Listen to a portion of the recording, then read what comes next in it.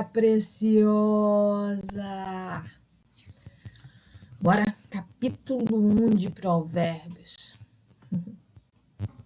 Vamos passear um pouco hoje pela Bíblia, para a gente entender melhor o que falou, né? É só fazer uma observação sobre o que a gente começou na introdução que a gente fez sobre Salomão. Você já sabe quem é Salomão.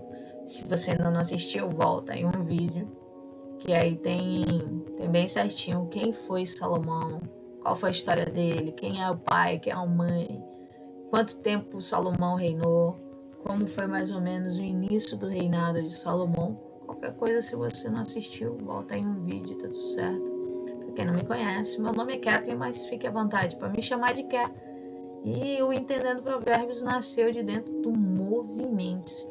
O Movimentos é um projeto que tem o intuito de fazer você se movimentar. E aí ele também a gente tem o princípio que é o corpo, alma e espírito. Então não é a trindade, a gente tem que andar em alinhamento. Então a gente começou a fazer essa leitura e da leitura a gente sentiu a necessidade de estar entendendo o que nós estávamos lendo, né? Então a gente foi um pouco mais fundo.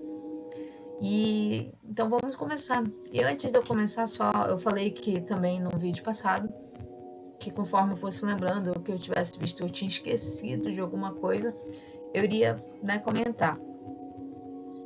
E aí, só fazer esse comentário, né? Tem um livro chamado As Cravículas de Salomão. Esse livro, ele é usado mais pro rumo de magia, pro ocultismo. E nesse livro ele conta que, tipo assim, que existe um testamento a qual Salomão escreveu para Roboal, que era, tipo, dando todas as chaves, revelando todos os segredos, né, de toda a sabedoria que Salomão existia. E por conta que tinha muito segredo, e essa sabedoria dava muito poder, ele fala para Roboal ler, saber, ter um entendimento de tudo que estava escrito ali, e quando Salomão morresse, esse livro tinha que ser enterrado junto com Salomão. E assim o Roboal fez. Porém, passaram anos, né?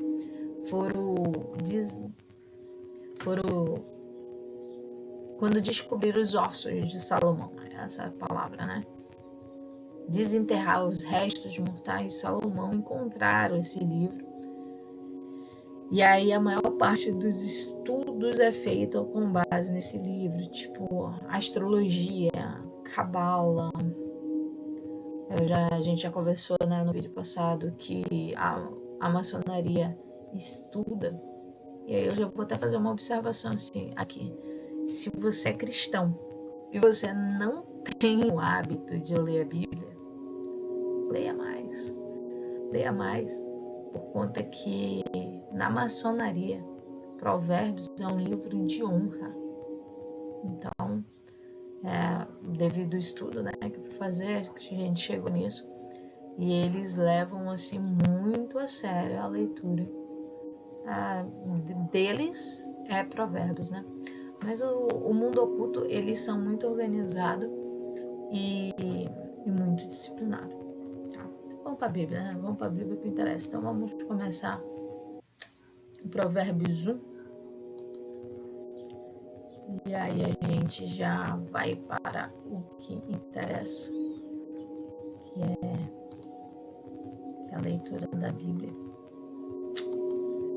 Eu vou botar aqui na tela e aí a gente vai lendo junto, que aí fica melhor. Tá bom? Olha só. Então deixa eu botar aqui. Antes de falar de Provérbios, eu gostaria só de ler aqui a parte de Jeroboal, na verdade. Só uma frasezinha aqui. Jeroboal, 27. Aqui, ó. Olha só. O que acontece? Idolatria de Jeroboal. Por conta que Salomão se desviou seu coração de Deus, o que aconteceu? Salomão, por fidelidade a Deus, por fidelidade a Davi, permitiu que Roboão continuasse no reino, só que ele não ia mais reinar sobre as 12 tribos. Então ele deu uma tribo para filho de Salomão reinar. E Jeroboão, que era um dos servos de Salomão, como ele a princípio se mostrou fiel a Deus, ele foi permitido e ele reinou sobre as 11,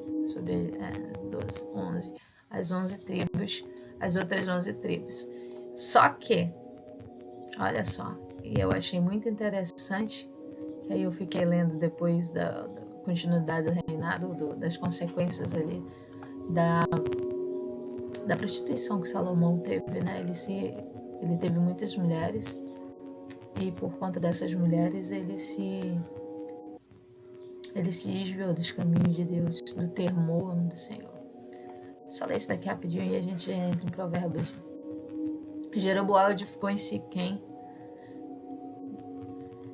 Então ele pensou, agora o reino voltará para a casa de Davi. Se o povo subir para sacrifícios na casa do Senhor, em Jerusalém, o coração deles se voltará para o Senhor deles, para Roboão, que era rei de Judá. Roboão, filho de Salomão, ele só ficou reinando sobre Judá. Sobre as outras tribos, quem reinava era Jeroboão. E eles me matarão e voltarão para ele, para o rei de Judá. Por isso, depois de se aconselhar, o rei fez 2 bezerros de ouro e disse ao povo, basta de subir a Jerusalém. Eis aqui os seus deuses, ó Israel, que tiraram você da terra do Egito. Pois um em Betel e outro em Dan. E isso se tornou em pecado, pois o povo ia até Dan para cada um para adorar o bezerro. Jeroboão também fez santuários nos lugares altos. Dentre o povo constituiu sacerdote para que eram os filhos de Levi. Instituiu uma festa no 8º mês, no 15º ano, a festa que realizava em Judá. Ofereceu sacrifícios no altar, fez o mesmo em Betel, sacrifícios nos bezerros que haviam feito. Também em Betel estabeleceu sacerdotes que serviam nos lugares altos que havia construído. No 15º dia do 8º mês, escolhido ao seu bel prazer, ele subiu no altar que havia construído em Betel e ordenou uma festa para os filhos de Israel e subiu para queimar incenso. O que eu achei bem interessante aqui? Jeroboão, ele estava com medo do pessoal se voltar para Deus, sendo que foi Deus que deu o reinado a ele. Então, a gente vê muito isso no tempo de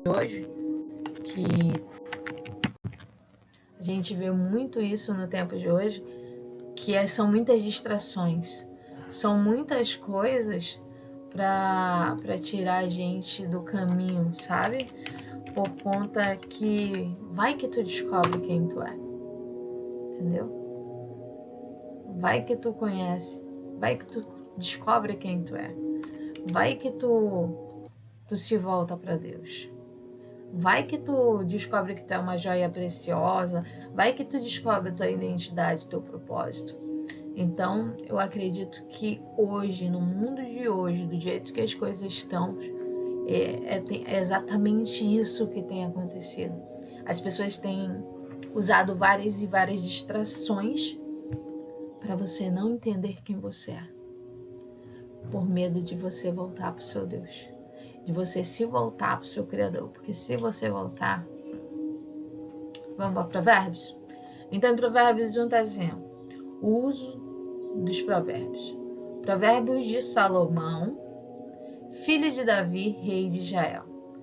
Para aprender a sabedoria e o ensino, para entender as palavras de inteligência, para obter o ensino do bom proceder, a justiça, o juízo e a equidade, para dar prudência aos simples e conhecimento, ao discernimento aos jovens. Então, para que serve Provérbios?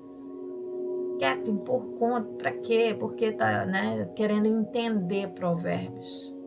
Então a gente já sabe que quem escreveu o provérbio foi Salomão, que é filho de Davi. A gente também já sabe quem é Davi. Para aprender. Então, para que serve? Para aprender sabedoria e o ensino.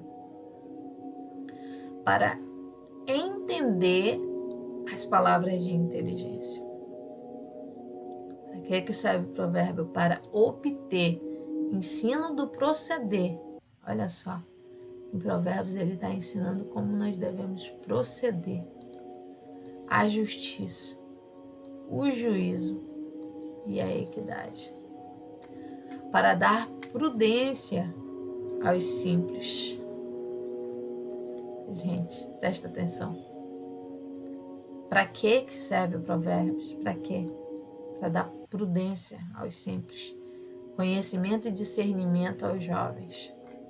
Que o sábio ouça e cresça em prudência.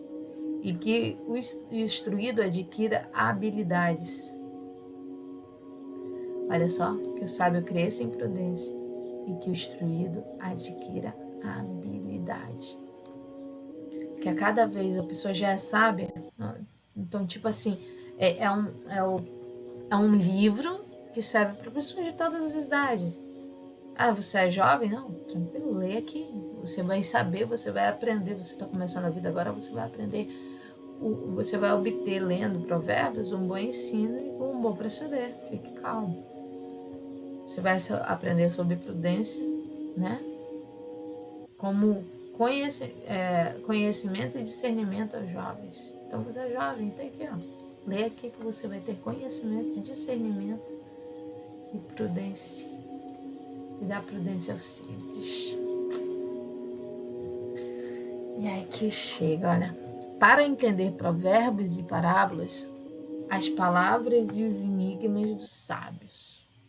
Além disso, o provérbio ele te ensina, né?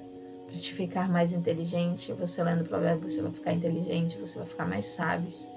E você vai conseguir entender as palavras e os enigmas dos sábios.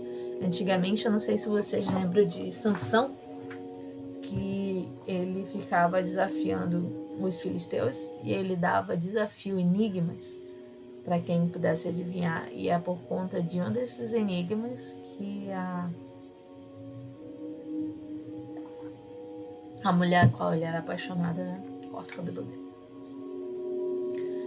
Então eu acredito que de todo Provérbios 1, esse é o versículo mais importante, que é o versículo 7, que ele diz assim, ó: o temor do Senhor é o princípio da sabedoria, mas os sensatos desprezam a sabedoria do ensino.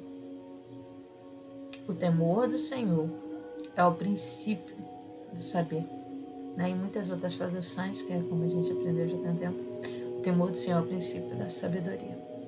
Mas os insensatos desprezam a sabedoria e o ensino. O que é que os insensatos, os tolos, os que não são inteligentes, os que não têm entendimento fazem? Despreza a sabedoria e o ensino. Triste, né? Antes da gente continuar, queria só passear rapidinho em alguns versículos para que a gente possa ver sobre o temor. O que é o temor do Senhor? É um morrer de medo? Sobre o temor do Senhor. Tem essa falta aqui, né? Mas aqui essa parte é muito interessante. É um sentimento de profundo respeito e obediência. Forte, né?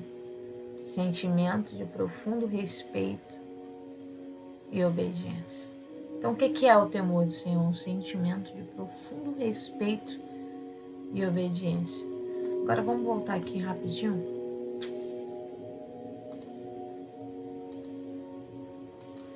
Salmo 111.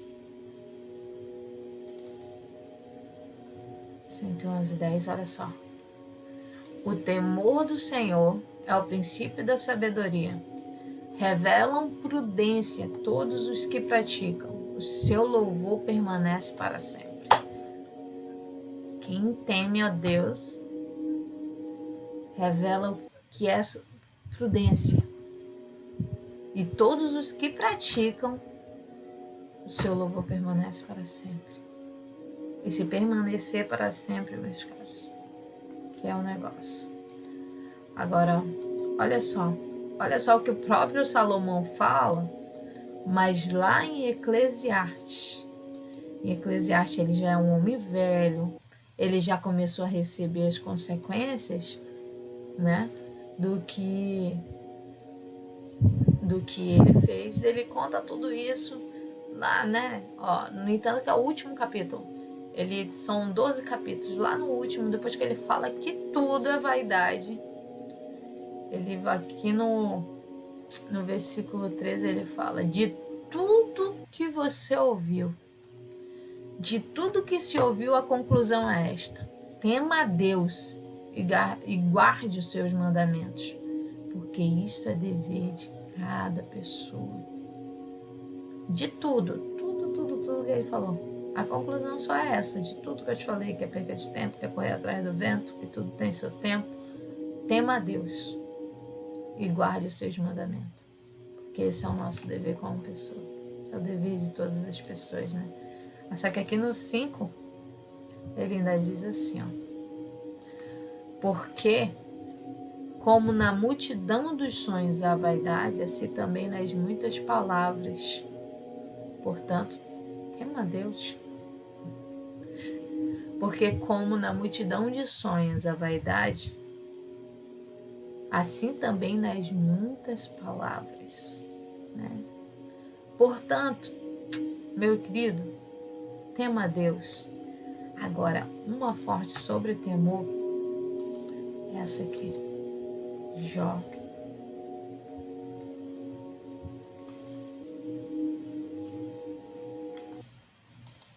Olha só. No livro de Jó, não sei se você conhece a história de Jó. Deus está se gabando do servo dele, né? E aí o Senhor diz a Satanás: você reparou meu servo Jó? Não há ninguém como ele na terra. Oi? Não há ninguém na terra como Jó. Por quê? Ele é um homem íntegro, reto, que teme a Deus e se desvia do mal. Meu Deus. Já pensou? Agora você já pensou Deus falando isso sobre você? Você já viu ali? Já viu minha serva? Não existe na terra uma mulher igual a ela. Por quê? Porque ela é íntegra, reta, teme a Deus e se desvia do mal. Você quer muita honra, né? Ele é um cara temente a Deus. Teme a Deus. Só mais uma e a gente volta para Provérbios. Cadê Mateus? Olha só, Mateus 10. Falei que a gente ia passear um pouquinho, né? Mas a parte do temor que é muito importante, o temer a Deus. O temer a Deus. Olha só. E aí, só para fechar, parte de temer a Deus. De ser temente a Deus. De ter esse respeito profundo e obediência, que esse é o significado do temor.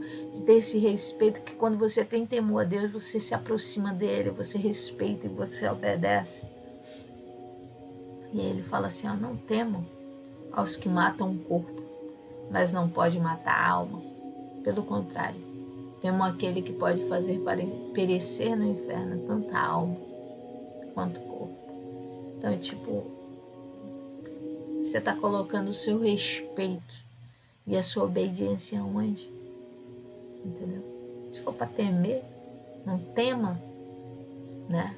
Não respeite e obedeça cegamente algo ou alguém que mata o corpo, mas não pode matar a alma.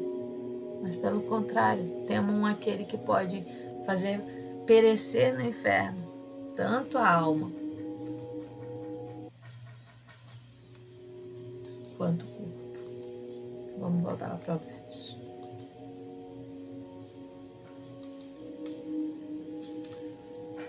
Então, o temor do Senhor é o princípio da sabedoria. E aí aqui começa já uma série de conselhos, né?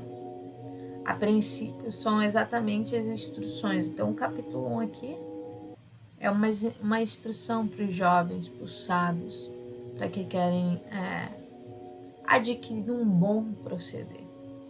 E aí ele começa aqui, ó, meu filho, se os pecados quiserem seduzir você, não consinta, não ceda, não vá, porque sedução vai ter, né?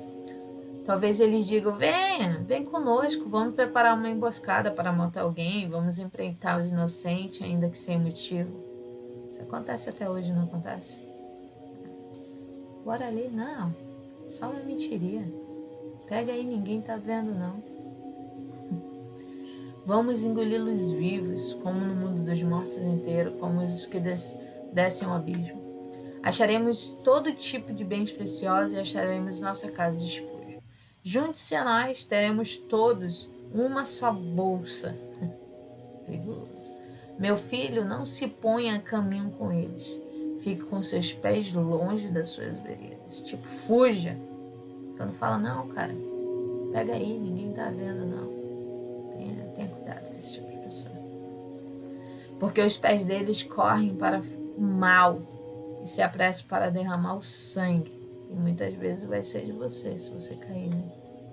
Pois em vão se estende a rede, se a ave estiver voando. Mas estes armam emboscada contra o seu próprio sangue e ficam em empreita contra a própria vida. Porque é a lei da semeadura, né? Quando você mata, quando você rouba, quando você está fazendo contra você mesmo. Eu acredito que é em Mateus, que até um copo com água que você dá para um pequenino dele. É como se você estivesse fazendo para o próprio Deus. Então, quando você está armando uma emboscada, quando você está armando ciladas, quando está planejando matar a vida de alguém, principalmente do inocente, você está fazendo isso contra você mesmo. Então, fuja da aparência do mal. Esse é o fim de todo ganancioso, e este espírito de ganância tira a vida de quem possui. Aqui é muito claro, né? Eu acho que eu não preciso nem comentar. O espírito de ganância tira a vida de quem possui esse espírito. E aí, em seguida, depois da instrução, ele dá um convite. Ele faz um convite mais belo que existe, um convite para a sabedoria. A sabedoria grita nas ruas, na praça, levanta sua voz, do alto da muralha clama. A entrada dos portões nas cidades profere suas palavras. Até quando vocês, ingênuos, amarão a ingenuidade? E vocês, zombadores, até quando terão prazer na zombaria? E vocês, tolos, até quando odiarão conhecimento? Dê ouvidos à minha repreensão. Eis que derramarei o meu espírito sobre vocês e lhe darei conhecer as minhas palavras. Mas porque clamei, vocês se recusaram a ouvir, porque estendi a minha mão e não houve quem atendesse. Pelo contrário, rejeitaram todo o meu conselho e não quiseram a minha repreensão.